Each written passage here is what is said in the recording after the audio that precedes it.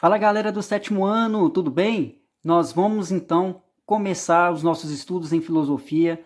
Eu quero que vocês abram o livro aí na página 11. A gente vai estar vendo da página 11 até a página 17.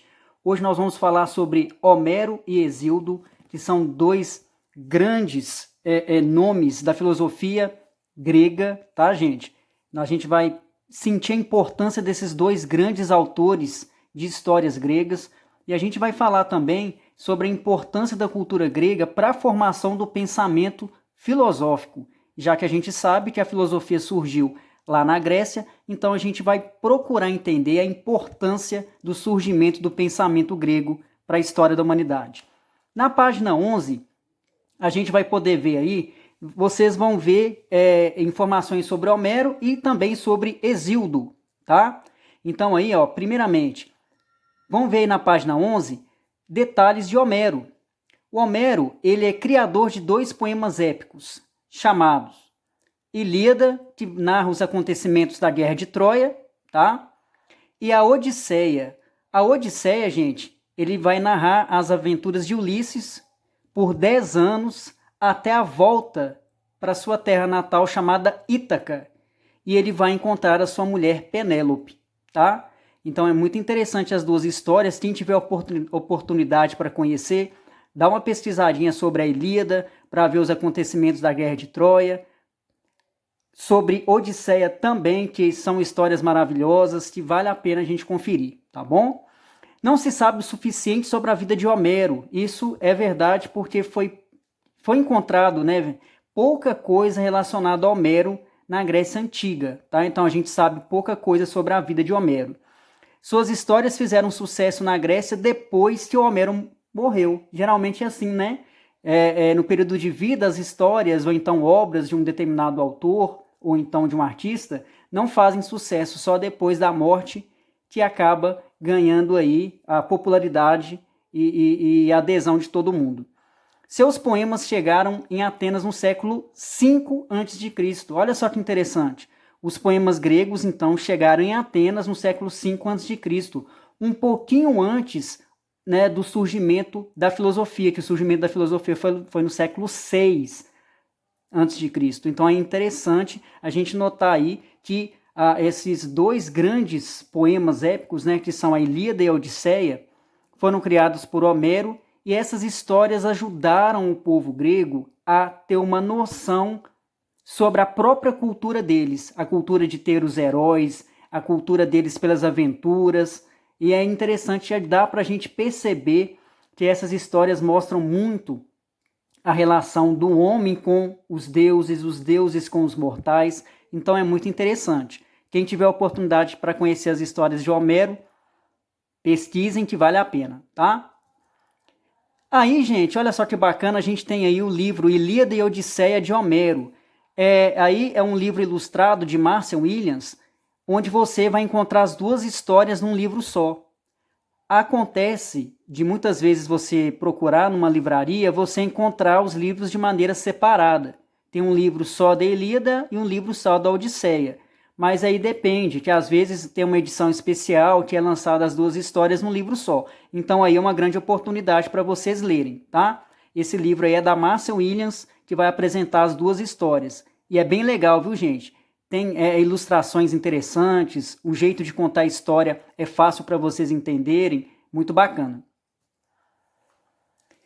Na página 11 a gente tem aí o Hesíodo. O Hesíodo, gente, ele escreveu a Teogonia. Teogonia é a história que conta a origem do universo e de tudo que existe através dos deuses do Olimpo. A gente já chegou até a ver, quando a gente estava iniciando os estudos sobre filosofia, eu mostrei para vocês, naquele vídeo, como é que era a origem do universo segundo a visão da Teogonia, tá?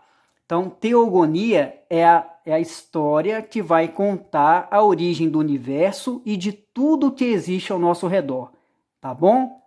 O Hesíodo, ele é conhecido também não só por ter escrito a Teogonia. Ele escreveu um livro também que chama Os Trabalhos e os Dias. Nesse livro, Os Trabalhos e os Dias, o Hesíodo ele vai falar uma coisa muito interessante. Ele vai falar que o trabalho árduo faz parte da vida do ser humano. Então, olha só que bacana, ele valorizando o trabalho, né, na vida do ser humano e o que o ser humano pode construir através do trabalho, né, que ele vai desempenhar. Então é muito interessante aí, o Hesíodo também ele é muito marcante na história da Grécia Antiga, que ele escreve sobre a teogonia, que é o primeiro texto, primeira historinha que surgiu para se contar a origem do universo e de tudo que existe ao nosso redor, tá? E aí nós temos aí um livro, né, chamado Teogonia, onde você pode aprender um pouquinho mais sobre a origem dos deuses.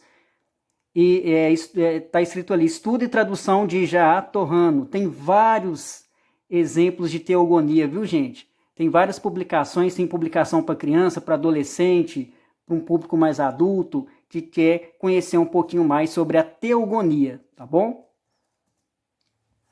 Na página 11 tem lá o tópico nem de lá e nem de cá, que tem alguns pontos interessantes aí que eu quero falar para vocês. O Homero e Hesíodo criaram essas histórias observando as histórias vindas de outras culturas, e isso é interessante. Por exemplo, o Hesíodo ele criou a teogonia.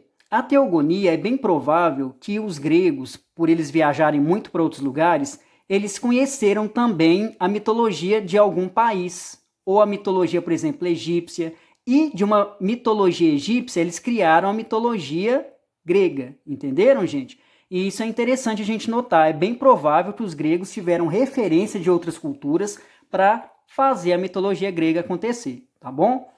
Muitos historiadores defendem um pensamento de que os gregos tiveram acesso a outras culturas evoluídas. É o que a gente já discutiu. É bem provável que através das viagens, eles conhecendo outras culturas, eles vão aprender a cultura do outro e vão trazer para a Grécia. Homero e Hesíodo humanizaram os deuses do Olimpo, isto é, mostraram que os deuses tinham sentimentos como nós mortais. Isso fez com que os gregos acreditassem no papel da mitologia. Eles foram interessantes, mostraram que os deuses tinham sentimentos humanos. Então mostrava a relação dos mortais com os deuses e os deuses com os mortais. Então, a teogonia de Hesíodo como os poemas de Homero, a gente vai perceber isso por conta dos personagens das histórias. Os gregos aperfeiçoaram tudo o que aprenderam com outros povos e adotaram na Grécia. Isso é verdade. Olha um exemplo aí, ó. A matemática, eles adotaram lá na Grécia como dados aritméticos. Conhecimento da natureza com astronomia, astrologia e assim por diante, tá? Razão e democracia, da página 12. Muito interessante essa parte, porque vai falar assim, ó. O uso da razão é uma prática constante na filosofia da Grécia Antiga. Uso da razão, uso do pensamento.